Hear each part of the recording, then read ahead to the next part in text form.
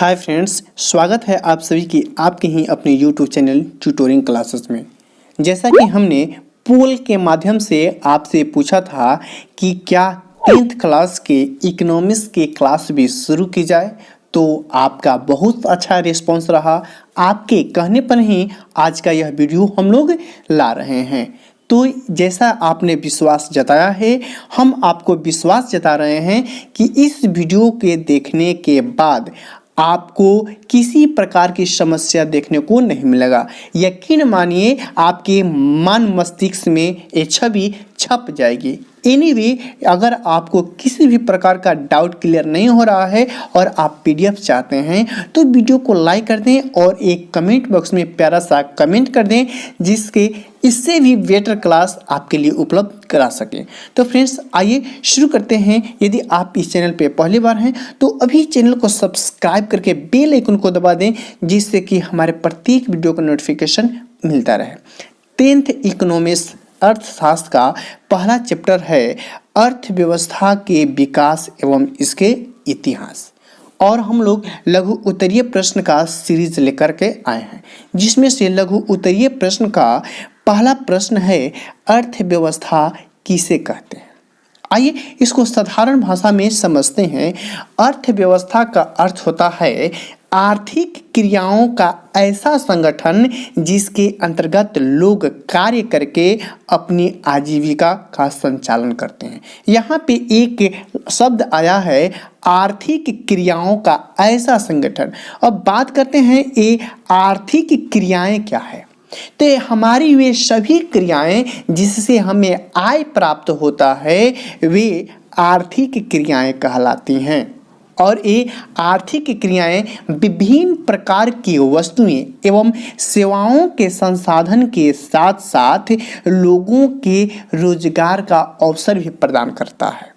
तो उम्मीद करते हैं एक क्वेश्चन आपको बहुत अच्छे तरीके से समझ में आ गया है।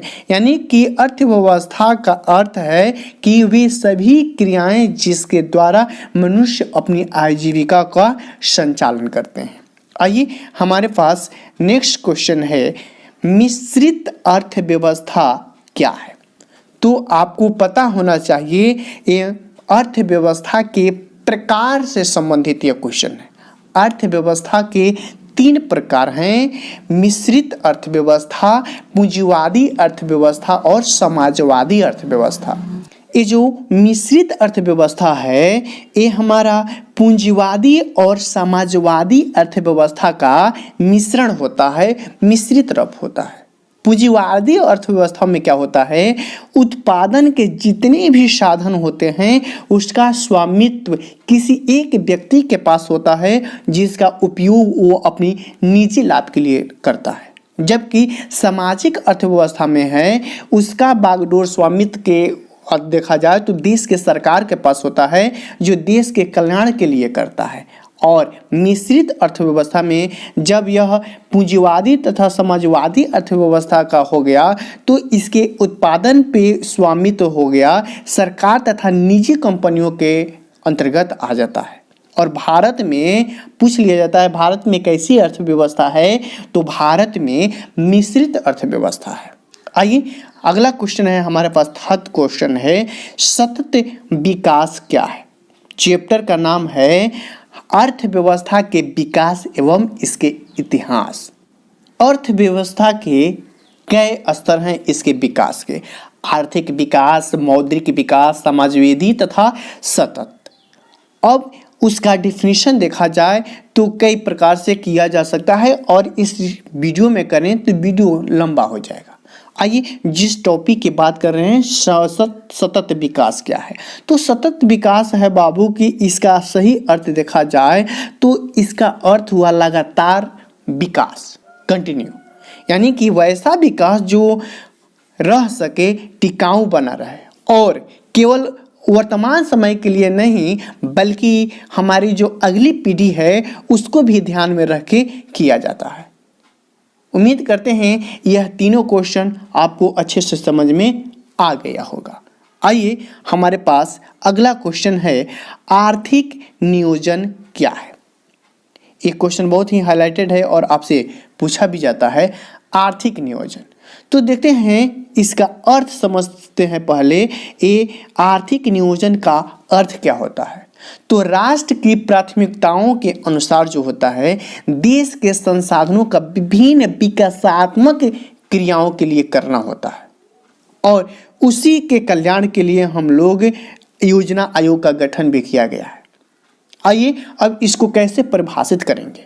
तो एक निश्चित अवधि में राष्ट्र के अंदर उपलब्ध सभी संसाधनों का सामाजिक आर्थिक कार्यों की पूर्ति के लिए प्रयोग करना आर्थिक नियोजन कहलाता है।